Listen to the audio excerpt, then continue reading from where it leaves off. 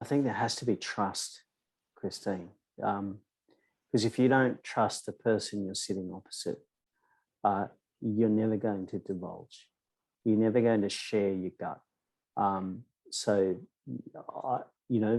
had about 4 or 5 supervisors over the last 20 years. I have sought them out.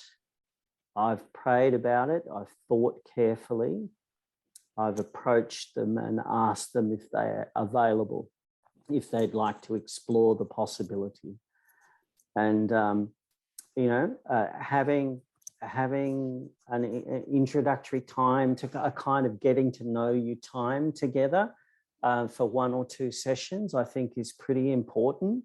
Clarifying the nature of the contract that you share. Is it going to be verbal, or is it going to be written down? There's a lot in practice that says that it should be written down. Mine haven't been.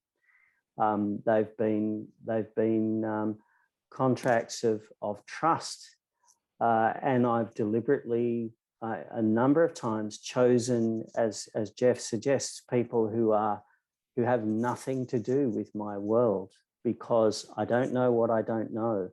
I need another perspective, a completely different set of eyes on my world to see it differently.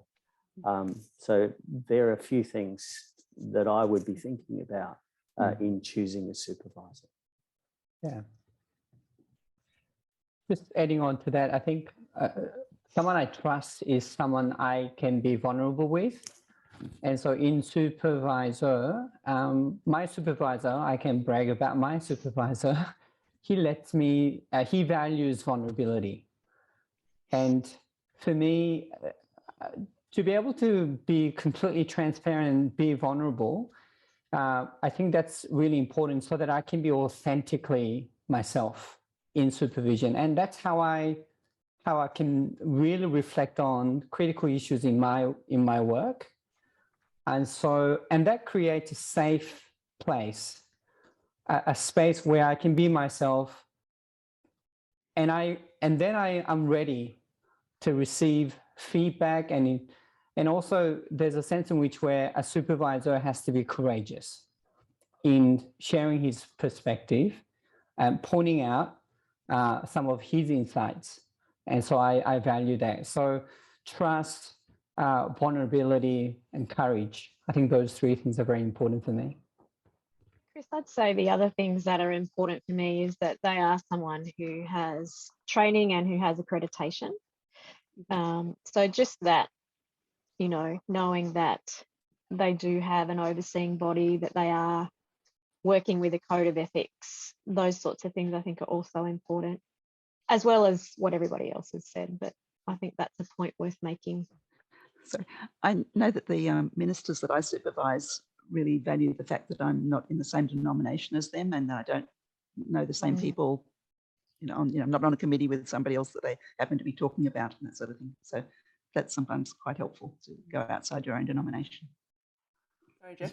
There's a great range here depending on where you are. I think if you're starting out and say first 5 years of ministry, then someone who can be a bit more like a mentor we talked about earlier, someone who's got some experience in what you're doing, I think you're going to find very reassuring. I think as you develop in ministry and as you grow in confidence and gain experience, you often end up wanting someone that's quite different for you. So I changed supervisors recently. My supervisor is now in Ireland. He's a sort of Catholic, although he'd say he's half Buddhist these days, and he's psychoanalyst training. Okay, so his worlds are just nowhere near my worlds. Now, partly that's to protect the confidentiality of my supervisees, but partly that's what I need. I need someone very different from me at this stage who's going to see things very differently from me. 30 years ago when I was starting our ministry, I probably would have been freaked out totally by someone like Bobby. So I think it's a hard question to answer, but at the heart of any good supervision session is going to be that relationship, so that you can dance, work together. Stuart talked earlier about the give and take on both sides. you know, a sense that that's going to work is fundamental, whatever stage you're at. But I think different stages call for different things. And I think one of the dangers in longer term supervision relationships, I can just throw this in because it's why I changed supervisors. My previous supervisor, I've been with 6 years, still great friends with him. He's very like me. We get on well, but in the end, we were not collaborating. We were colluding. We had a great time together, but it wasn't supervision anymore. And so in a sense, it become too comfortable. Yeah. So I guess that's a danger at the other side. You want a good working relationship, but it's got to be a good working relationship so that supervision happens, not so that you just have a good time together. Although both's possible.